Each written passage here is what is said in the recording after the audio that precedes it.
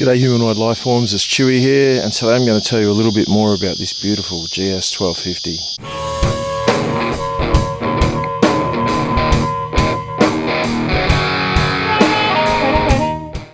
For the last week I've been privileged to ride this bike courtesy of Matt from Roads of Oz. Matt, thank you so much. I've had an absolute ball on this bike, and I have to say it again, this is the best all-round bike I've ever ridden.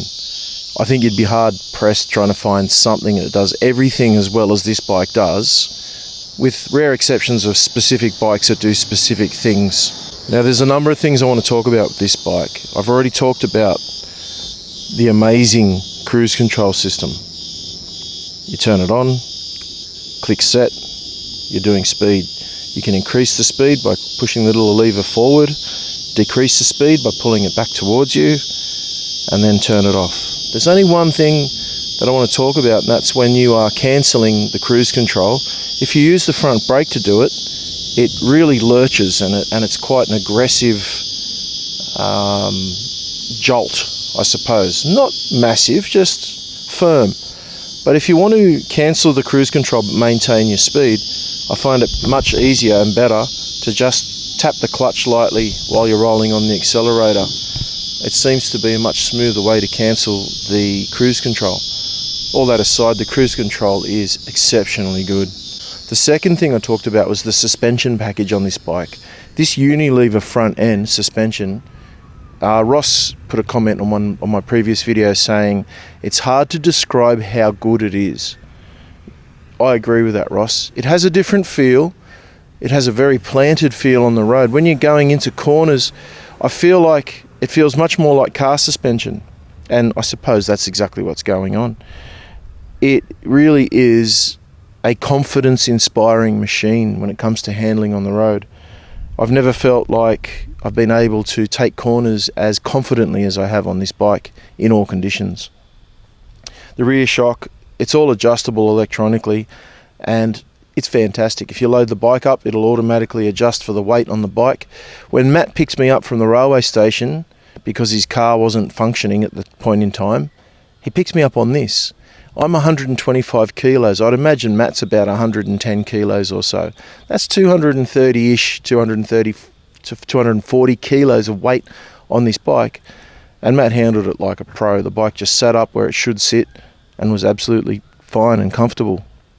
The next thing I talked about was the beautiful BMW expanding panniers.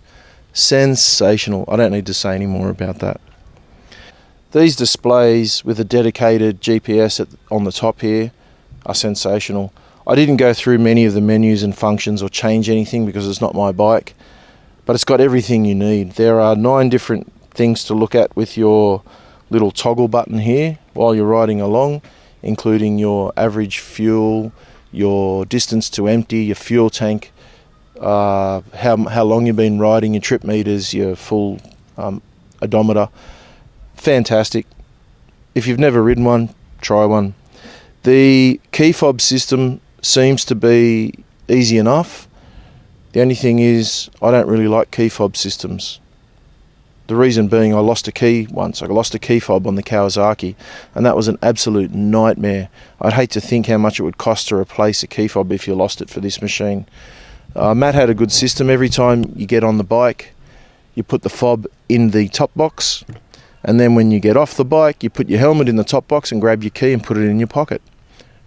Brilliant system. I used it on the whole trip and didn't have a single problem. Maybe the key fob is a great idea. I still like the idea of putting a key in and turning it. Just my opinion on that. The next thing I'd like to talk about is the quick shifter and auto blipper. Matt was saying that the quick shifter is a little bit rough and a bit clunky. Even the gearbox was a bit rough and clunky. But when you've ridden the bikes I've ridden, this gearbox is absolutely fantastic. It's got a confident click into gear. It's definitely a little bit on the harsh side at times. But even the quick shifter, at high revs, low gears, yes, you really feel it jolt into the next gear. But when you're just doing highway speeds, or even with the cruise control on, you can flick up through the gears with the cruise control on without it cancelling, but you can't click down through the auto blipper. It will cancel the cruise control if you click down or touch the clutch. The auto blipper I used sparingly and only to test it out. I didn't really use it. I use the clutch all the time. I just don't like the idea of doing it. The brakes, sensational. The power delivery of this bike has got oodles of power. I rode it in road mode. Now there is a more advanced mode which is called, it's got dynamic, enduro and rain mode. I did use the rain mode because I got rained on yesterday. I left it in road mode the rest of the time and had plenty of power. The thing with this bike I noticed is as you keep accelerating, the power just keeps giving. It increases the acceleration more and more. Most bikes, as you get to about half throttle, that's about all you got. The rest doesn't do anything. This bike does. At half throttle on this bike, when you crack it open more, she goes harder. What an absolutely brilliant power delivery on this engine. It's nothing that's scary or will rip your arms off, but it's definitely got more than enough power for any road conditions, any off-road conditions that you could imagine. It's not a track bike. I know it won't compete with those sorts of bikes, but for the purposes of this bike, the power is ample and fun. I didn't do any off-road riding though, only a 200 metre driveway in and out to a mate's place. I can't say I did any off-road riding. took it very, very easy. It's not my bike. If it were my bike, I'd be doing wheelies and jumps, or trying to anyway. And it is more than capable of doing that. The fuel range never had a problem, easily over 300 kilometres per tank. The reserve kicks on at between 80 and 100 kilometres left in the tank, which was a good little reminder. The next notes I have here was the weight of the bike. For the size of the bike, it really isn't that heavy, but I have ridden a couple of heavier bikes in the past. My current bike, being the Rocket 3, is much heavier than this bike, and my previous bike to that, which was the Kawasaki GTR 1400, was definitely much heavier than this machine. This machine feels light and nimble to turn. It's got a brilliant turning circle, and I really enjoyed riding it. It's easy enough to push around, easy enough to reverse on foot as well. As long as you're tall though, I'm 6'3" and a bit. This bike was perfect for my height. The only thing I would say is the riding position was a tiny little bit cramped from my hips to my knees, hips to ankles, a little bit too sharp for me. However, not a problem. I rode a 200 kilometre stint yesterday, which took about 2.5 hours, and all I did was stand up a few times. Standing up, I think the bars were a little bit too low. They need to be a little bit higher for a bloke my height. I had to lean over a little bit while I was standing. I would love to be standing straight up and holding the bikes like I watch all those cool dudes do in all those off-road videos. The styling of this bike, well, that is a bit divisive. A lot of people don't like the looks of adventure bikes. I'm also in that camp to a point. The looks of adventure bikes are certainly becoming more and more standardized and common because we see them all the time. Therefore, they look normal. To me, when I first saw adventure bikes, I thought they were ugly as well, especially with that duckbill nose. Randy, I'm sure you know what I'm talking about. I do love the look of dirt bikes, and I love the look of sports bikes, and I love the look of cruisers. These things are growing on me. It started with the MT-09 Tracer being a bike that I didn't think was the prettiest bike in the world, but after riding one, I sure loved it. This bike's no exception. The styling of this bike with the white, blue and red BMW livery is certainly the way to go on this bike. The Boxer engine. Now, the positives of this engine. It's low down, therefore your centre of gravity is low, which gives you that brilliant feel on the road and the handling of the Boxer engine. I never at once felt like I was pushing the bike too hard or cornering too hard. I didn't give it too much in the corners. I was taking it very easy because it's not my bike. However, the Boxer engine sounds like a sewing machine.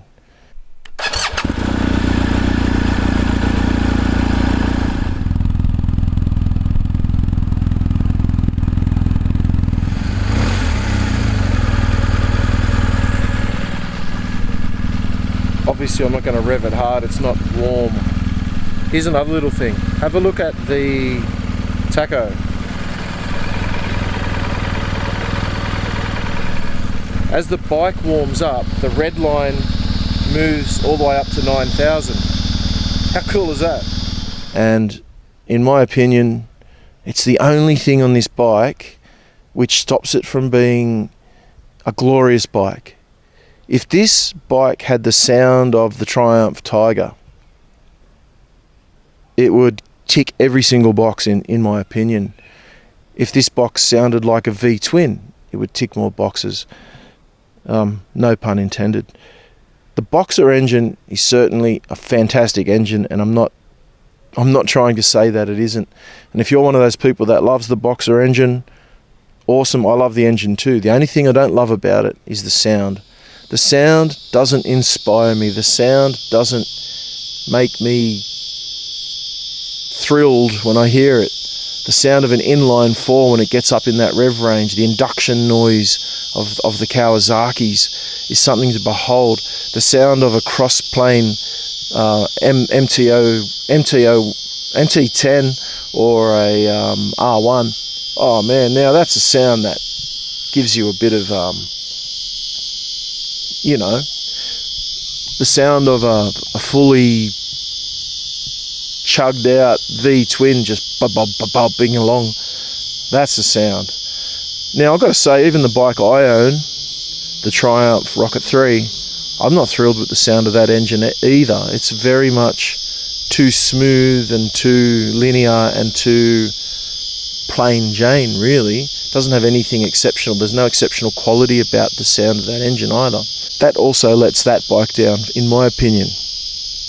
So please don't take me the wrong way. That's the only thing I don't like about this Boxer engine, is the way it sounds, especially at idle and low down in the rev range. When you're accelerating hard and going up through the quick shifter, when it shifts gear, there is a really cool pop noise and it sounds really cool. Just an opinion. I hope you enjoyed that. Fantastic motorcycle. I would have no hesitation recommending this bike to anyone, unless you're really short. If you've got really short legs, this probably isn't the bike for you because it's pretty tall. If you are able to handle it, yeah, go for it. This bike is brilliant, absolutely brilliant. If you wanted to ride from here to Perth and back, this is the kind of bike I reckon would do it in style. If you want to do something with lots of dirt and gravel roads, this bike has no problem handling that. Only other negative I'd like to say about BMW is the plastic. There's just too much plastic.